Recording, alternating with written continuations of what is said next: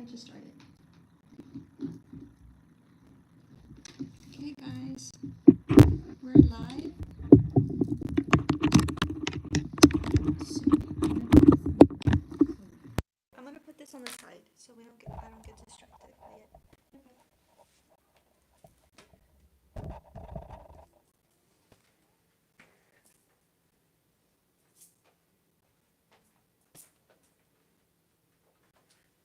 Okay, I can do the intro. Okay. Yes, please.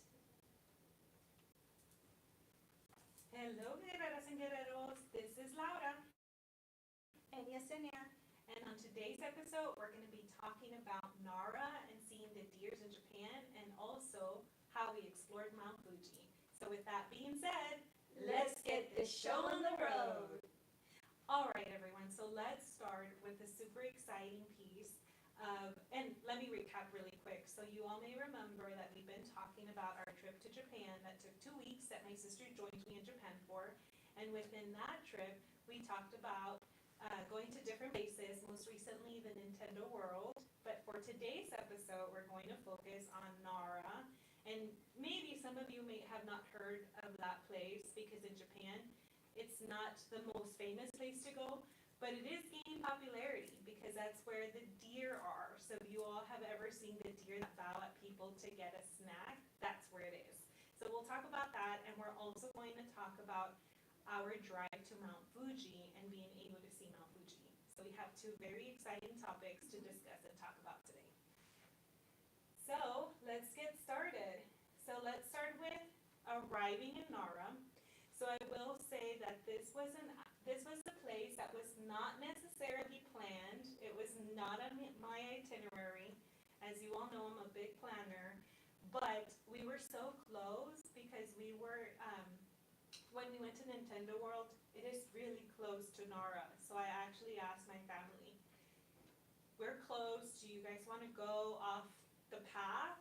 So pause. So Laura pitches the idea like, hey guys, we're very close to the Nara Park, and then Alan and I were like, is that the park where the deer bow? Because we had seen your stories from before, and then you were like, yeah, and then I was like, we were like both like, yes, like no question. There was no questions asked on them, and I was like, okay, so here's the deal. So I told them we can go because I like to plan everything. I said we can go, but you guys are gonna have to make it quick because we also want to see Mount Fuji, and in order to see Mount Fuji, we need to see it during the day because the sun's gonna go down and you guys may not be able to see it.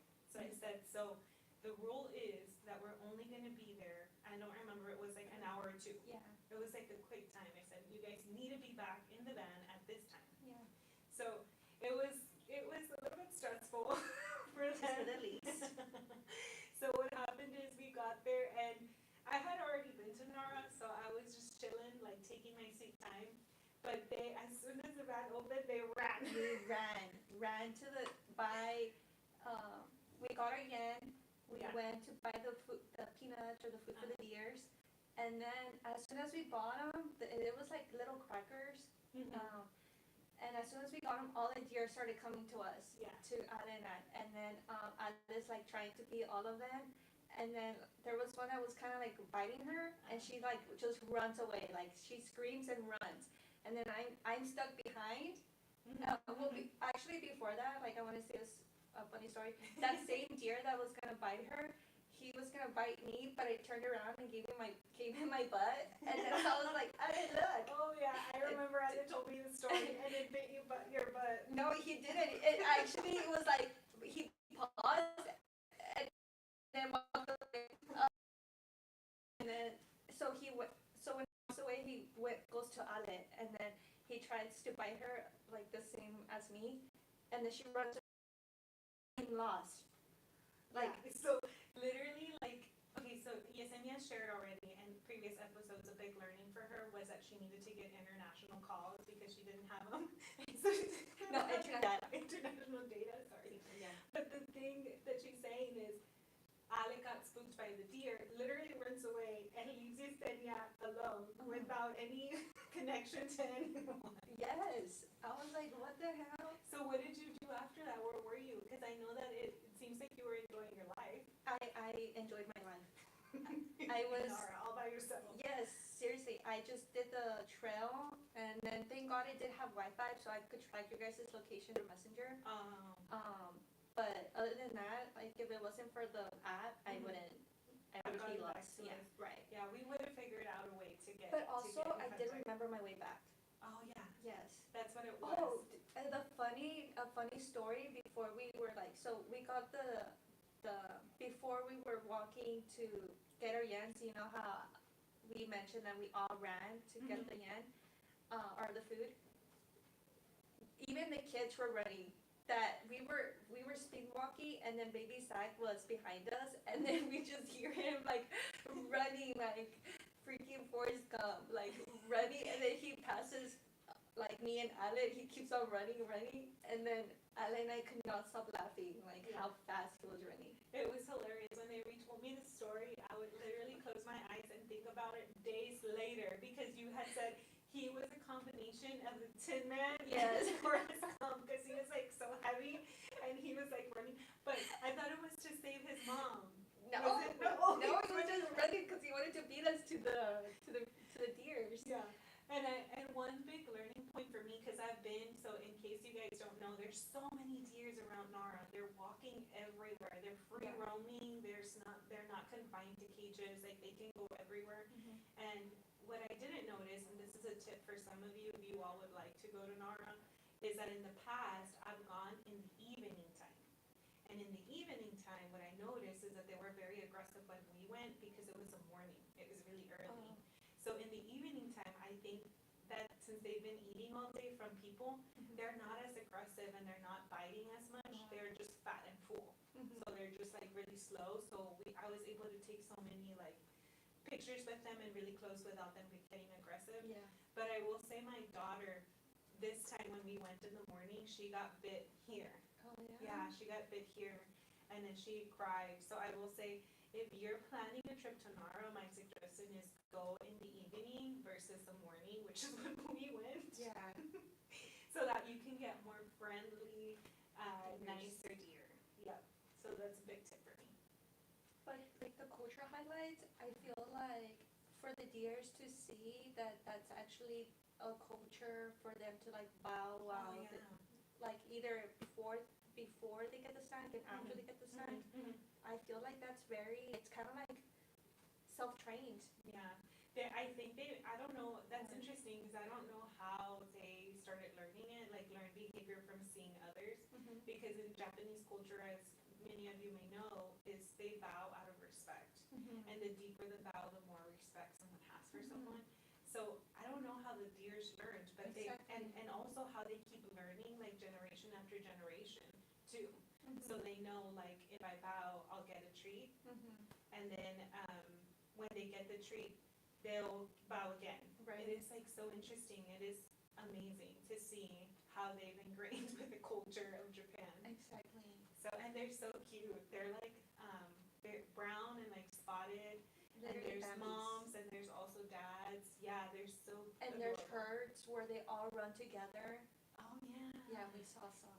Yeah, it was quite magical. And the place that it's on, it's like this very nice, beautiful green park that has a lot of land. And then it also has a temple.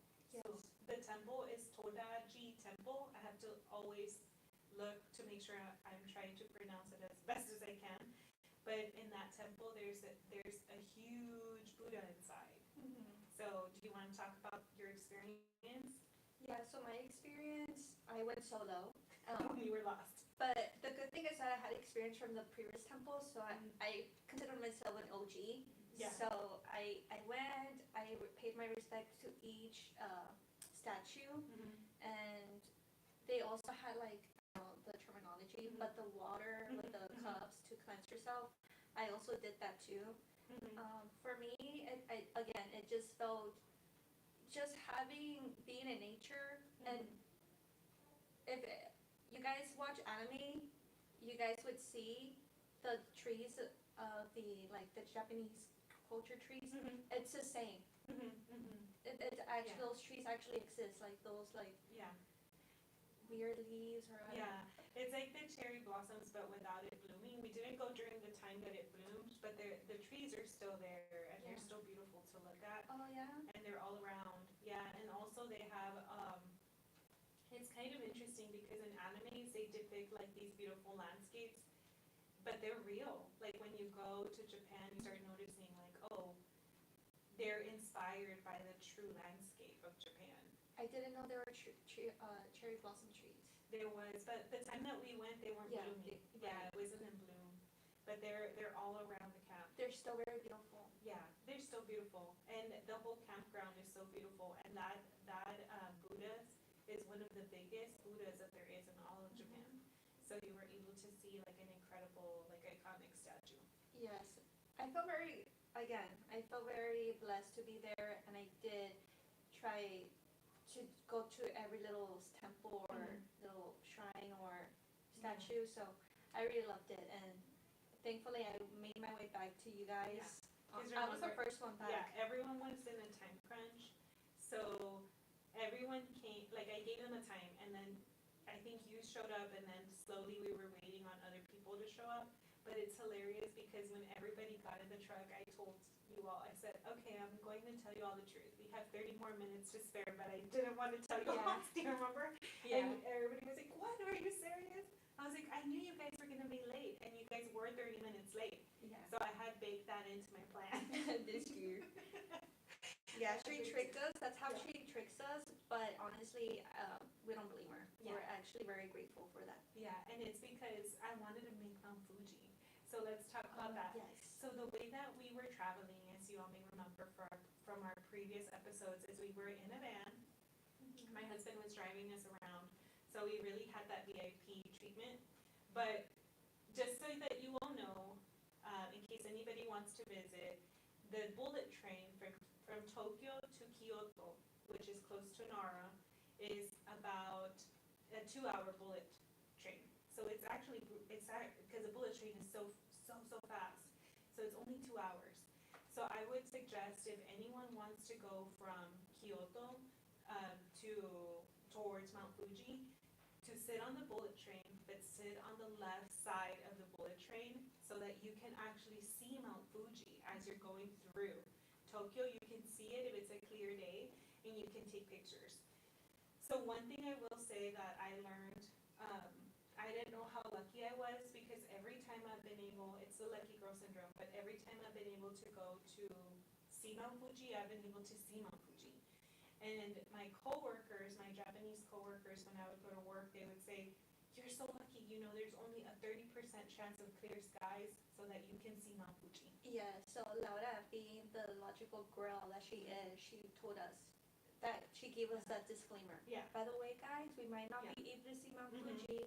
And Ale and I were like, No, no, we're bro. going to see No, we Yeah. are going to see it. So Yeah. I remember on our drive over there, we all hold hands. Yeah. And when I say all, Yeah. all of us. Yeah, we The held- girls and the kids Yeah.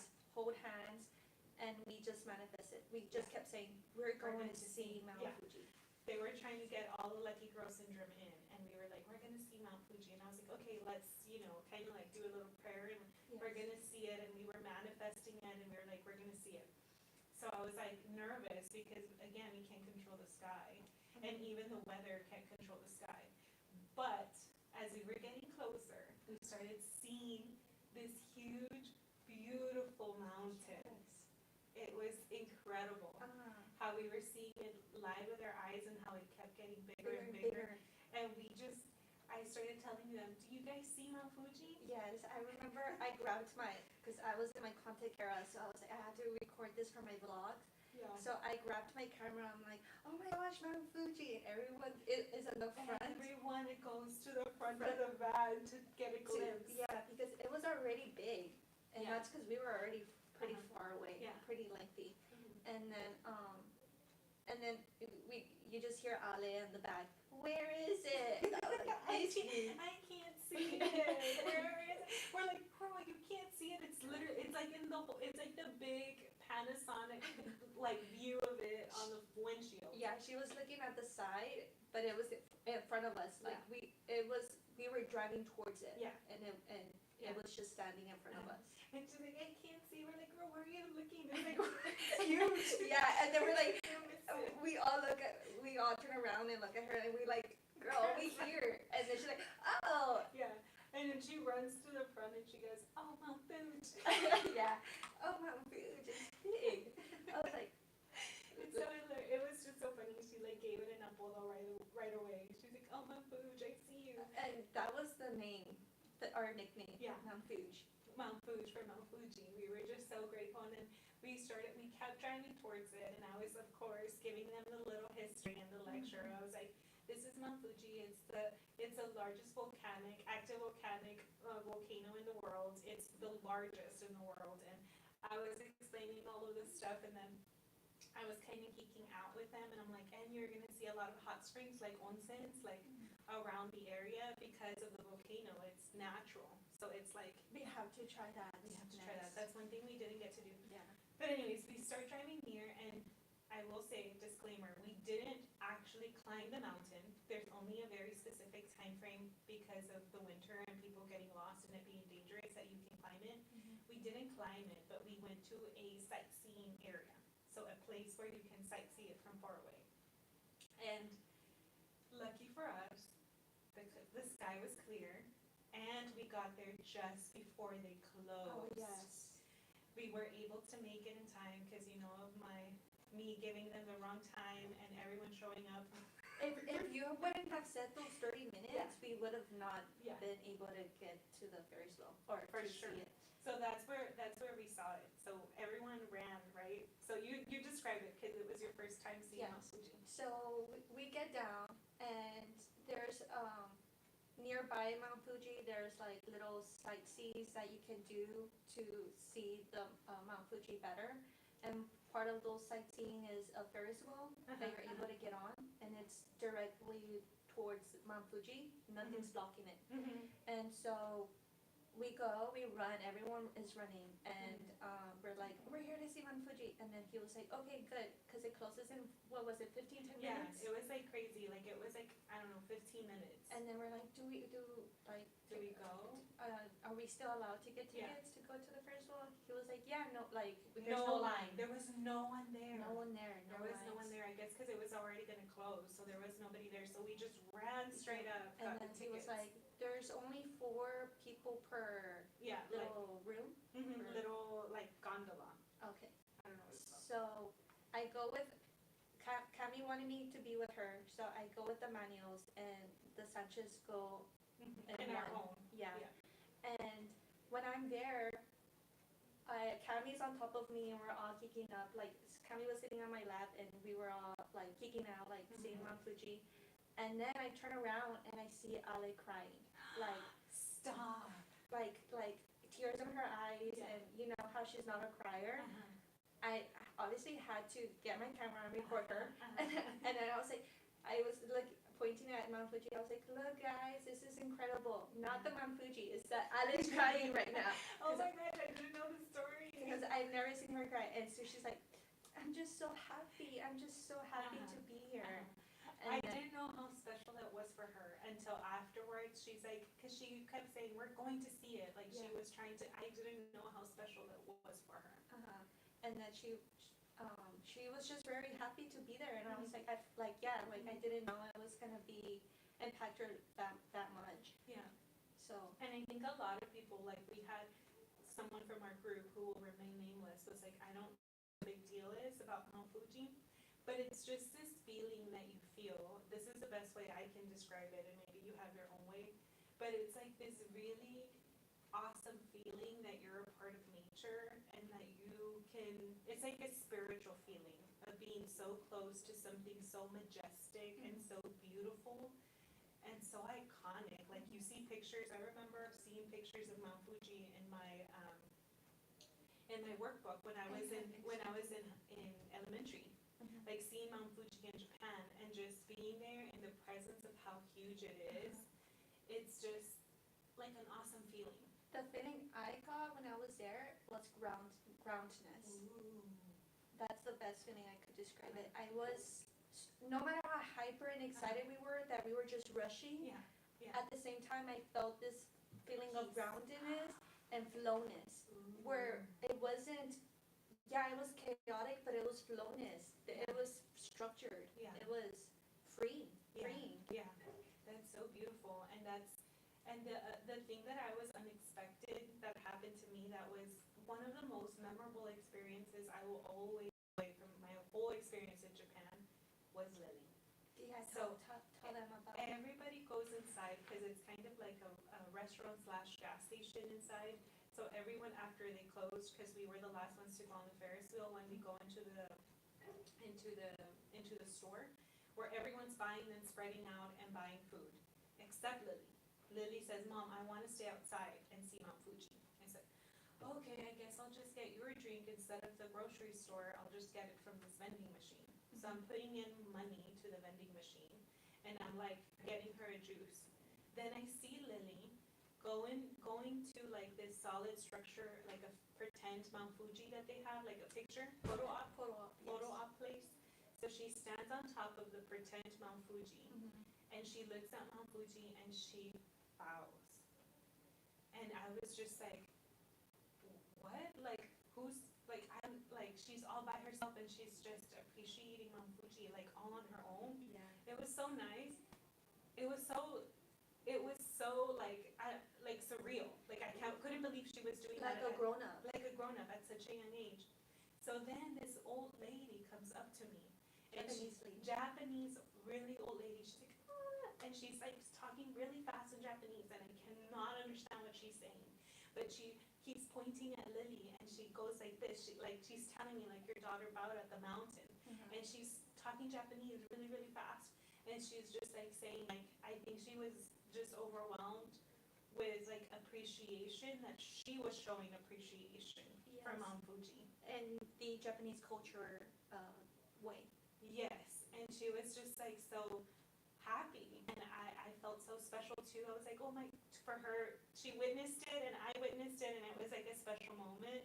And I feel like that lady's always going to remember that because she saw she did it on her own. She didn't see anyone doing it. It was her honoring the mountain on her own. And it's weird that I said that I felt grounded and flowness and freeness, and that's probably what Lily felt at that time. Like just peace. Yeah, I would love to ask her, like, what were you feeling if she remembers during the time? Like, it was just this wonderful, beautiful moment that I'm never going to forget in my whole time in Japan. So that was one of my highlights of seeing Mount Fuji.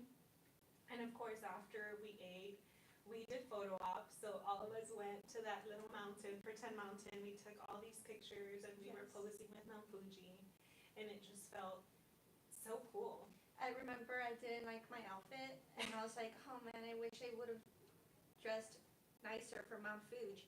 And then I was like, yeah, you should definitely change. You should definitely change. I was like, no, I like I like how I look in my outfit. I just felt like I wish I could have changed better. But actually, I don't regret the outfit I had because I matched with Mount Fuji. She did. So her pants were blue with like clouds or something. And literally in her pictures, it's hilarious because I'm like, oh my gosh, you and Mount Fuji are twinning. Yes. Mount Fuji had clouds around it. They were also blue. And then we were taking pictures of you, and Mount Fuji was in the back, and I felt like you and Mount Fuji coordinated. Yes. I was like, oh, this is perfect. Yeah. I will say that was a cherry on top that we were not expecting. I think just the last thing that I will say is that the transportation or. Yeah, I touched base on that. Like, we were lucky that we were able to get comfort to drive us around. And like the cool part about the transportation was when we would get down to pump gas, they would actually, it was service pump or. Yeah, that's interesting. It was in the States, in the US, you get down and pump your own gas, but in Japan they'll pump your gas for you. And it's really interesting because also you don't necessarily tip in Japan, so it's like they just go above and beyond with their service of like pumping, and then and that's different. And also their car wash is different. I don't know if you guys saw any car washes when you were there, but I remember one time sitting, getting our car gas pumped, and then I saw the car wash. It's weird. It's like the car goes, and then it just stands there. But instead of the car moving, the car wash building moves. Oh. And then it like moves up, like it moves down to wash it and then it moves up to dry it. It is so weird. So yeah, we wanted to share that. And also one thing we should highlight, like culturally, Japan has the best gas stations. Right. Like the idea of a gas station that you have here is nada que ver, like nothing, like it's, yeah, go ahead. So I go to a gas station, guys, right? And of course, my family has this tendency of just kind of running and leaving it. Like if you're left behind, sorry, girl, that's your fault for not rushing with the group. So me, my family runs and they go to the restroom and I stay behind. So then I go, I'm like, wait, where did they go? Where did they go? And it looks very fancy because there's like sliding doors and stuff. I'm like, wait, it looks like if I'm going to a conference room. And I'm like, wait, where am I? Where did they go? And then I'm standing in the front of the door where I see the sign. It clearly says restroom, but I don't know how to open the door. And then some guy was like, button, push. And I was like, oh. So I pushed the button and then the door slides open. And then when you go in there, it was so clean. It was spotless. It felt like a nice, like little hotel area. That's how nice the restrooms, gas stations are. And also their restrooms. I know that you guys are like, why are you talking about restrooms? Hello, it's Japan, and Japan is amazing with their restrooms. They're so clean, and it's not that they have like sometimes in the States I see, for example, in Buc-ee's, they have a lady that's there the whole time, so she's always cleaning.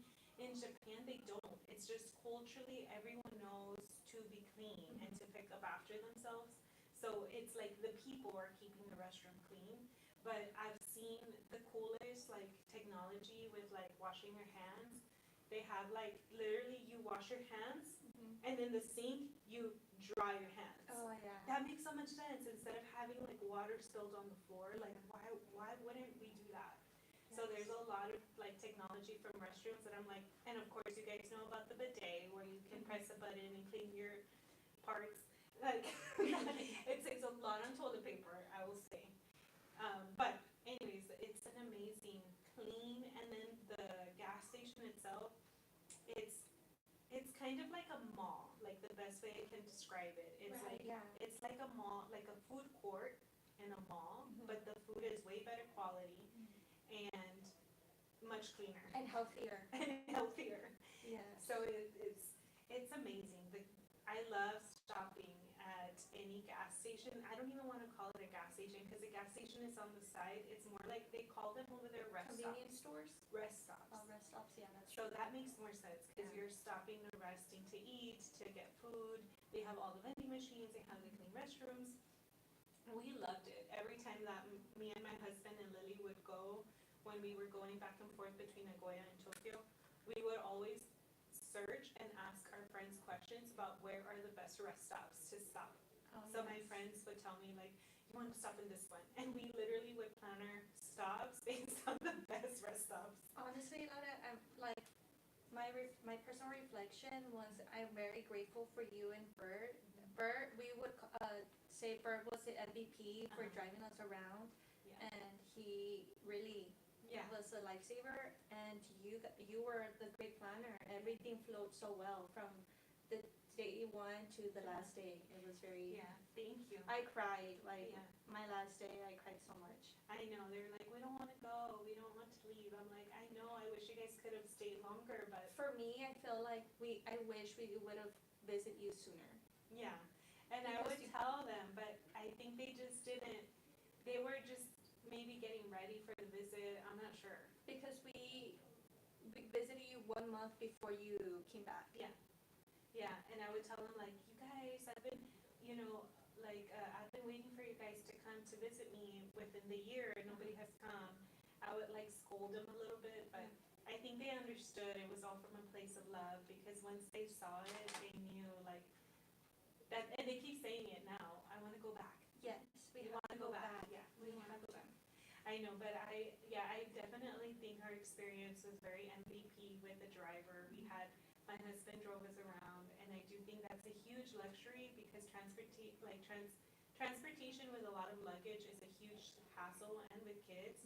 So I am grateful for him because he's the one that is much more comfortable driving than me.